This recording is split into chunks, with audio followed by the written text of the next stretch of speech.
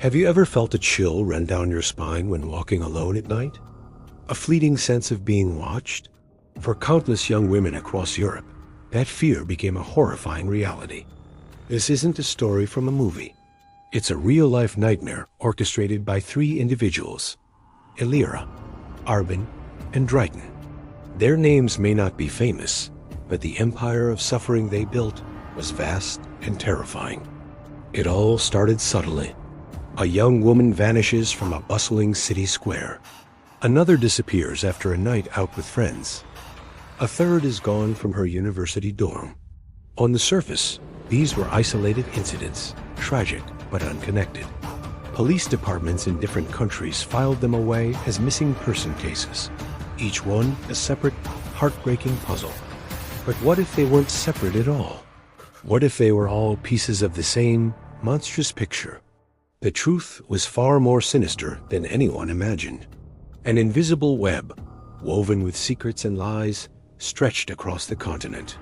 At its center were Elira, Arbin, and Dryden, the architects of a sophisticated human trafficking network. They were ghosts, their hands clean, their involvement buried under layers of deception. They didn't get their hands dirty.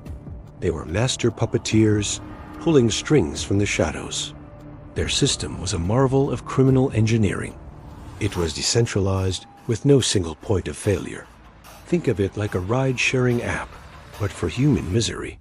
A message would go out, and a driver in one city would be activated to pick up a package. Another contact would book a last-minute flight. A third would arrange for a train ticket. They used the very arteries of modern Europe, its highways, its airports, its train stations to move their victims. The infrastructure designed to connect people was twisted into a machine for making them disappear. For the young women caught in this net, the world shrank to the size of a car trunk or the back of a van. They were moved from city to city, country to country, their identities erased, their voices silenced. They became commodities, stripped of their names, their pasts, and their futures. Each transfer was meticulously planned to be untraceable. A short car ride to a different neighborhood, a switch to another vehicle, a brief stay in a nondescript apartment, and then on to a train or a plane. They were ghosts, moving through the world in plain sight, yet completely invisible. For the investigators, it was like chasing shadows. The case files were piling up, each one filled with dead ends. The victims seemed to have vanished into thin air. There were no ransom notes, no obvious motives. Just a growing number of families left with an agonizing void. The local police were stumped. How could so many people disappear without a trace? The breakthrough came from the smallest of details. A dedicated detective, poring over mountains of data, noticed a pattern. A series of small, seemingly insignificant money transfers. A few €100 sent from Paris to Berlin. Another small sum from Rome to Prague. Separately, they meant nothing.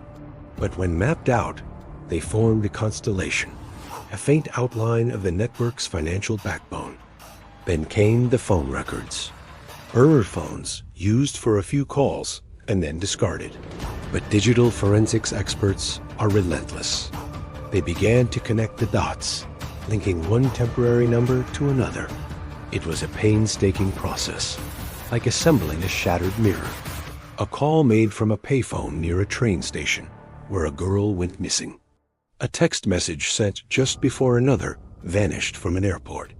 Slowly, fragment by fragment, the invisible web began to materialize.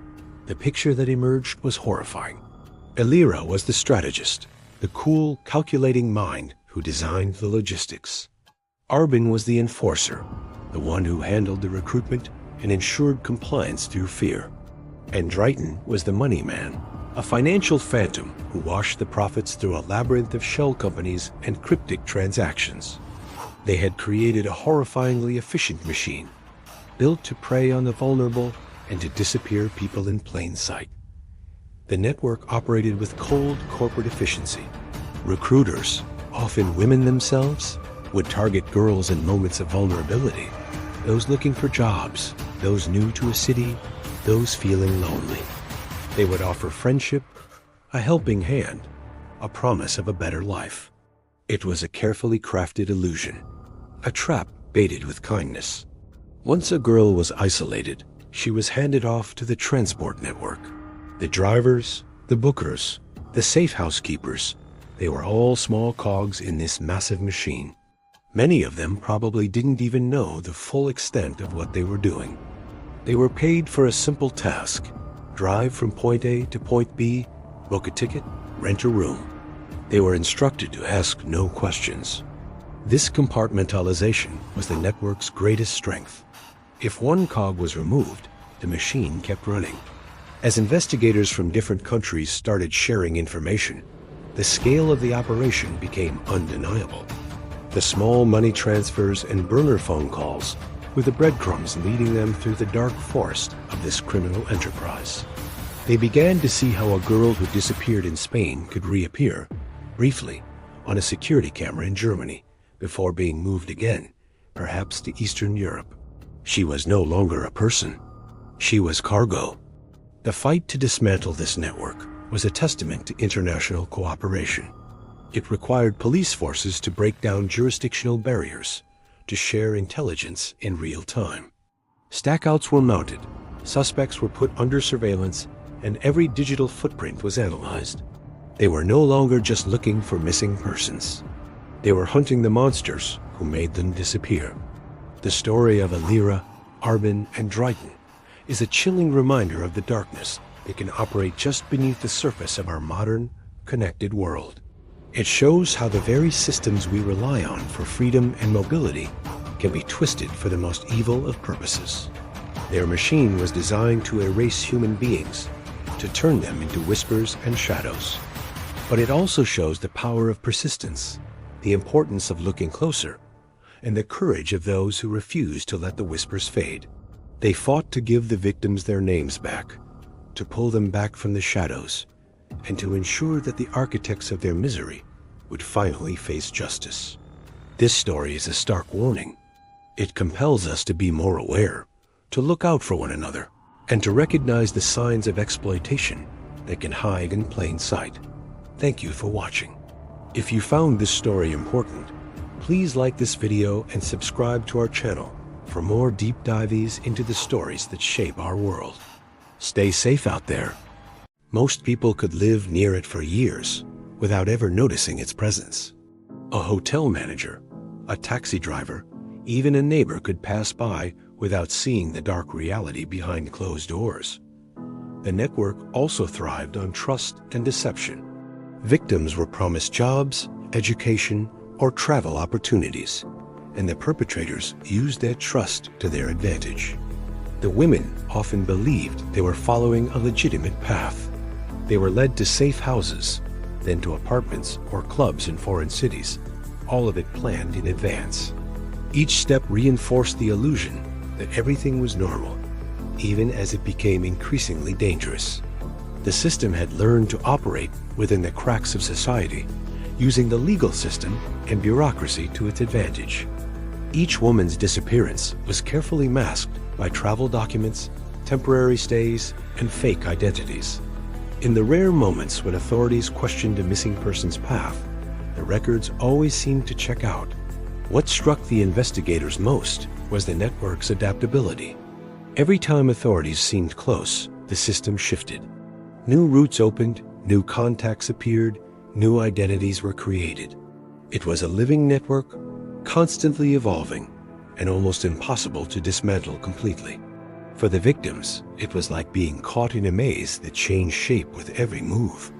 For those trying to stop it, it was a nightmare of bureaucracy, false leads, and disappearing trails. By the time a pattern emerged, the network had already moved on, leaving only questions and heartbreak behind. The truth was clear. This was not the work of a single criminal or gang. It was an organized, invisible system that preyed on hope, exploited trust, and operated across borders with terrifying precision, leaving Europe with a hidden enemy that few could see and even fewer could stop. The trap began with a promise.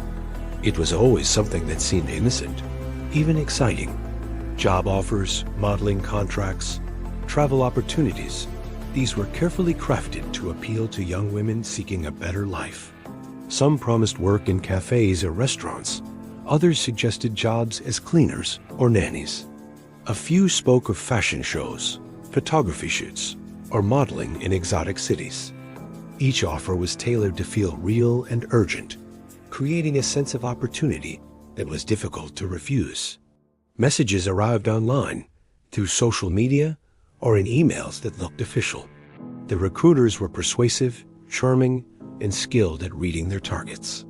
They built trust slowly, offering guidance, advice, and a hand to hold during the first steps of what seemed like an exciting journey. At first, it felt safe. Travel was arranged with attention to detail. Flights were booked, train tickets sent, documents prepared. The young women believed they were stepping into a new chapter of their lives. Everything looked legitimate. The recruiters spoke about support, housing, and work opportunities. They were careful to explain that everything was legal, that the paperwork was in order, and that help would be available upon arrival. Families often believed these claims too, trusting that their daughters were in capable hands. Even the women themselves rarely suspected danger. The process was designed to feel normal, even protective. But the reality was different. Once the women arrived at their destinations, the first cracks began to appear. Passports and identification papers would go missing or be taken for processing. The recruiters would claim that debts needed to be paid, debts for travel, accommodation, or administrative fees. The sums were often inflated and impossible to repay.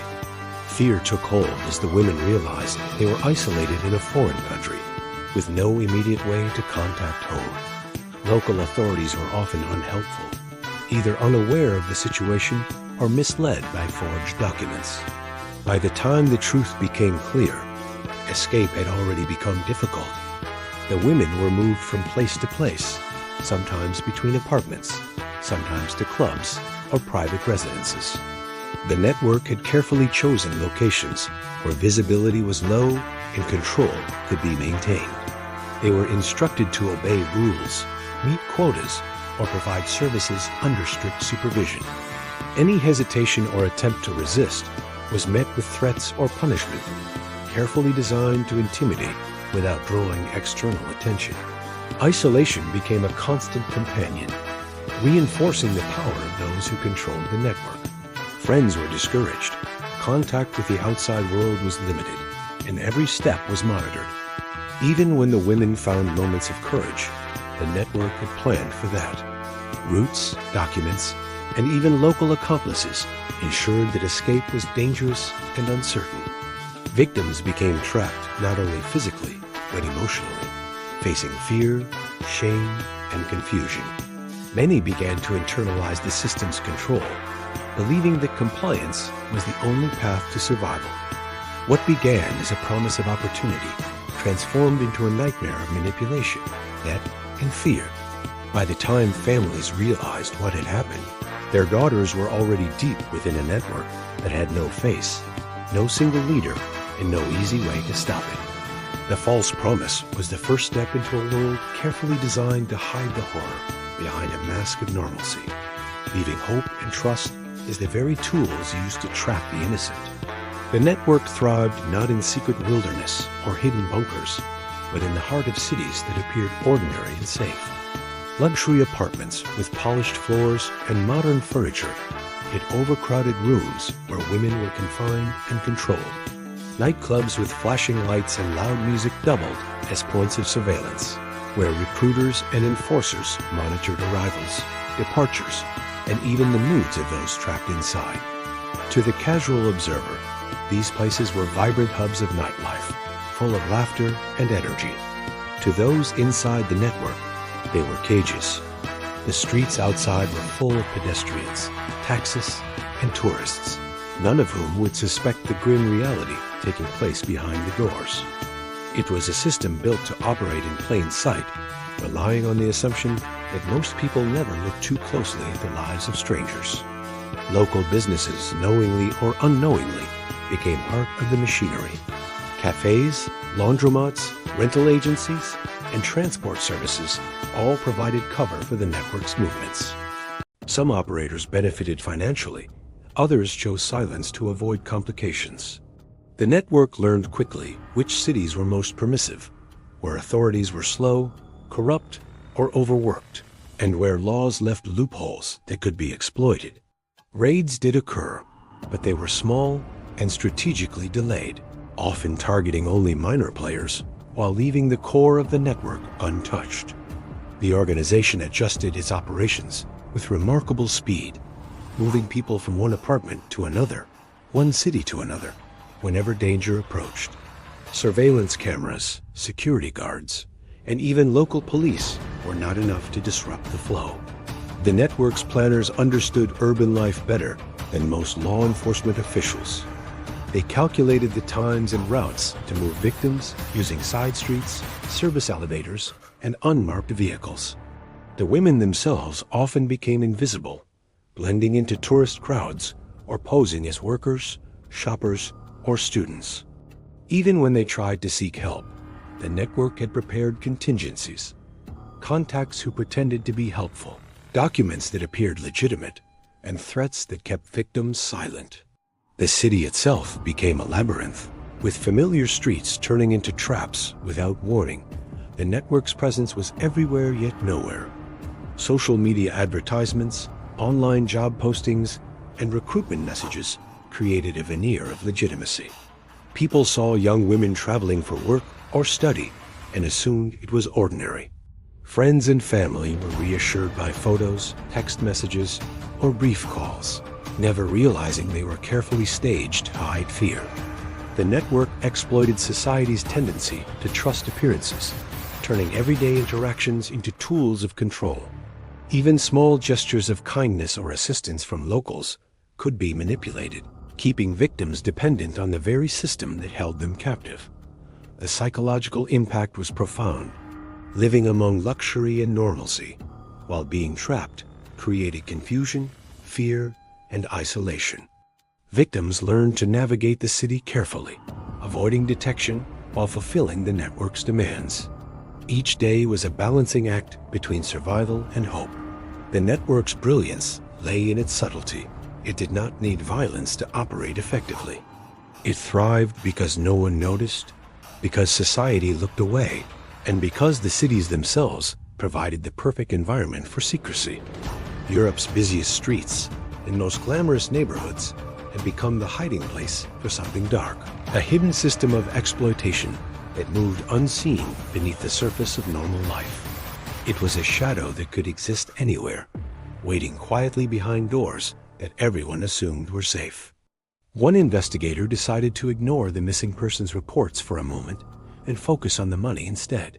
He noticed a pattern that no one else had seen.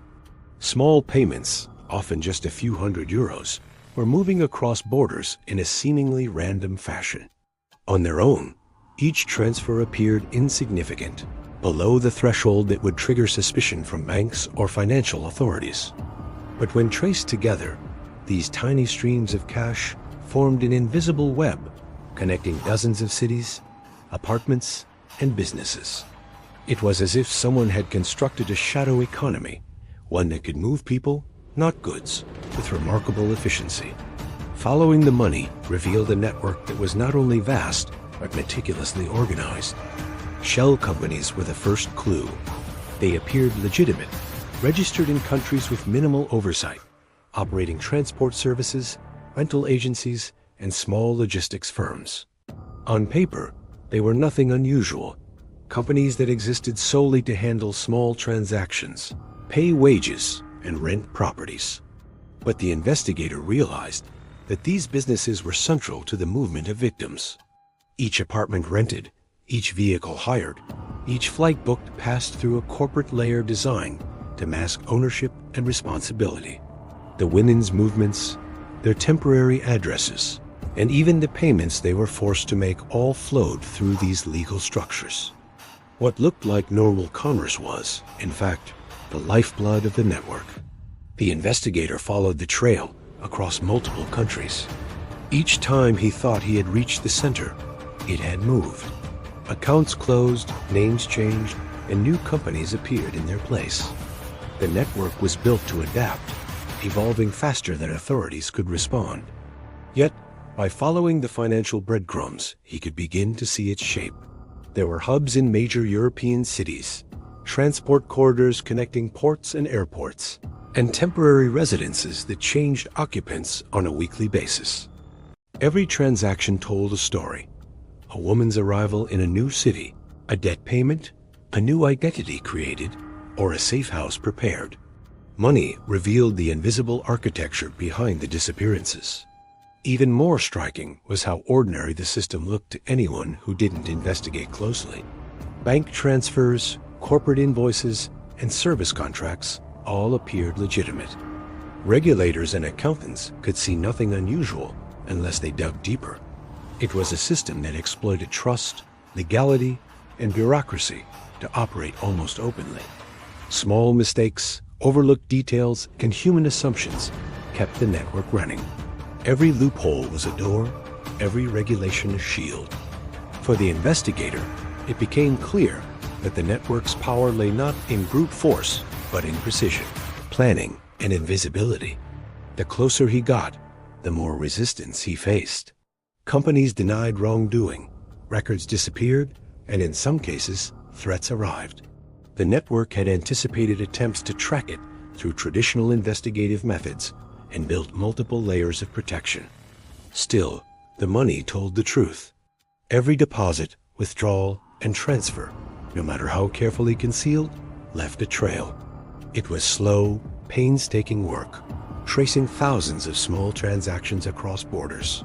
But each step brought him closer to understanding the vast and intricate system controlling lives across Europe.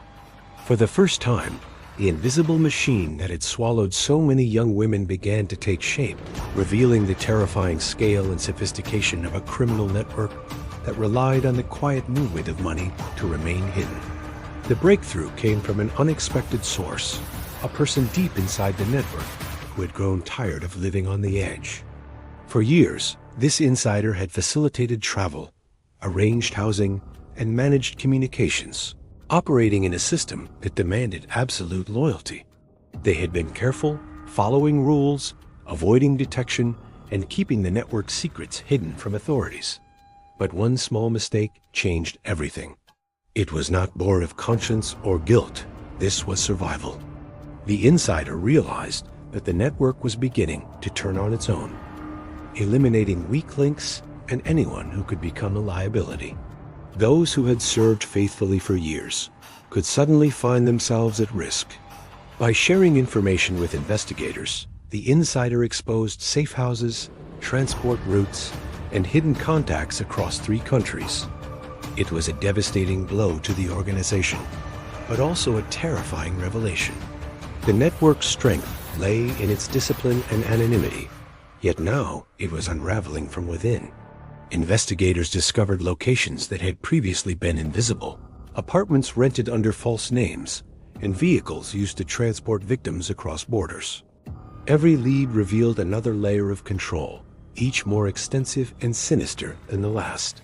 The insider as betrayal highlighted a truth no one had expected. The network's power was fragile, dependent not only on secrecy, but on the obedience of those within it. What shocked authorities even more was the ruthlessness with which the network dealt with its own. Loyalty meant nothing. Any misstep, hesitation, or hint of disobedience could result in disappearance, punishment, or forced relocation. The system was self-preserving, and as it sensed weakness, it consumed those it once relied on. The betrayal from the insider was not an isolated event.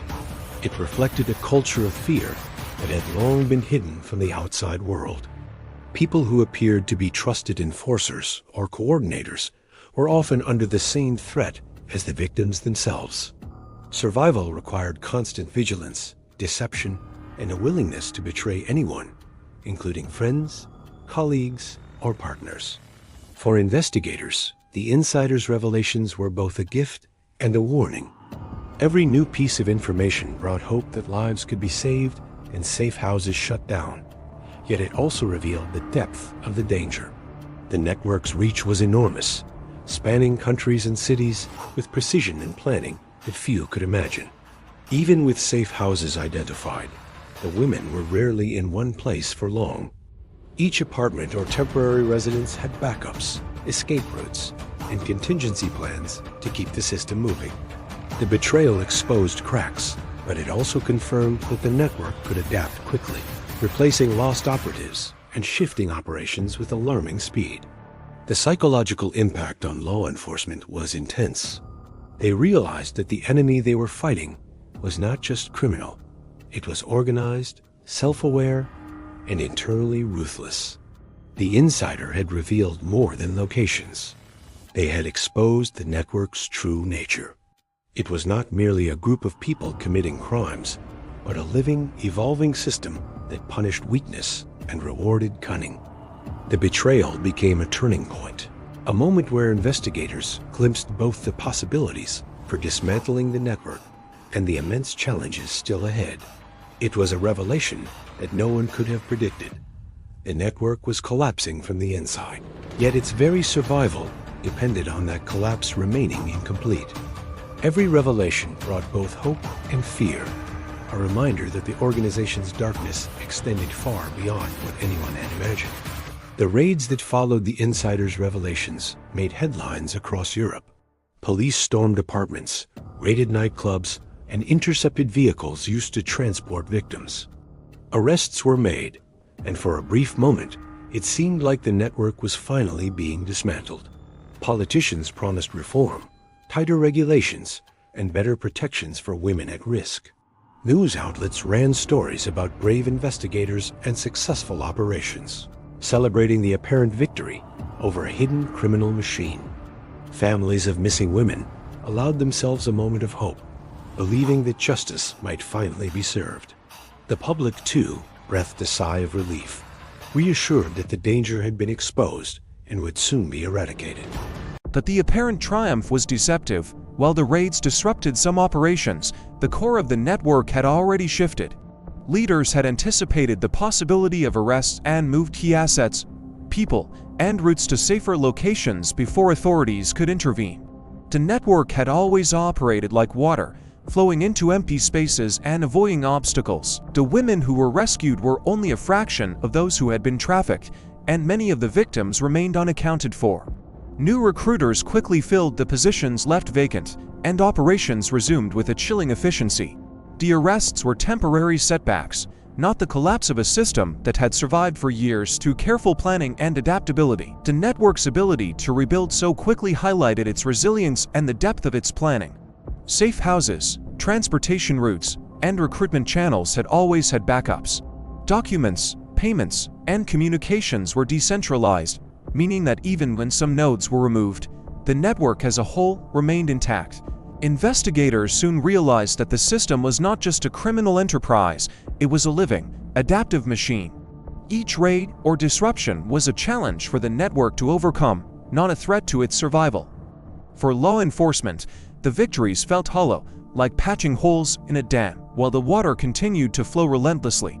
Psychologically, the network had a different kind of strength. Fear and manipulation were deeply ingrained in the victims, and even when they were freed, many struggled to escape the mental chains imposed by years of control. The community and authorities had intervened, but the system's effects linger, making recovery slow and complicated. The women's experiences became a reminder that dismantling the physical operations of trafficking was only one part of the challenge. Dismantling the influence and terror embedded by the network was another battle entirely. Ultimately, the raids exposed a harsh reality. Visibility does not equal control. The public saw arrests and media coverage and assumed closure, but the core of the network had survived. It had adapted, relocated, and continued to function, just out of reach of authorities. For the victims, the trauma remained, and for investigators, the victories were bittersweet. The system was still alive, a hidden force moving across borders, cities, and streets. The collapse that appeared on the surface was never complete. Europe celebrated an illusion of justice, while the network quietly rebuilt, waiting for the next opportunity to exploit the trust, hope, and vulnerability of those who fell into its carefully crafted web. The apparent triumph was only temporary, A brief pause in a system designed to endure, reminding everyone that even when crimes are exposed, the shadow behind them can persist, unseen and unbroken. Years after the high-profile raids and media coverage, the truth of the network remained largely hidden. Many cases were still unresolved, and countless women had vanished without a trace. Some survivors had been found, rescued from safe houses, or identified through painstaking investigations, but the majority remained lost in the shadows of a system that moved too quickly and operated too cleverly to be fully dismantled. Families continued to wait, hoping for closure that might never come. Each new report of a disappearance brought the same known fear, the same haunting question: how many had slipped through the cracks unnoticed?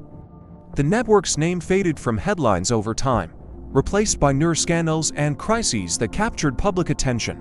Politicians and media moved on, promising reforms, new policies, and stronger protections, but the underlying problem remained. The network adapted quietly, shifting operations to new cities, finding alternative recruitment methods, and replacing leaders who had been arrested. Its resilience was staggering. What law enforcement and society saw as a closure was, in reality, only a change in appearance. The machinery of exploitation continued, invisible yet relentless, moving like a shadow across borders and within cities. The women who survived carried the weight of their experiences long after leaving the network's control. Trauma, shame, and fear persisted, even as they tried to rebuild their lives. Many found it difficult to speak about what had happened, silenced by years of manipulation and threats.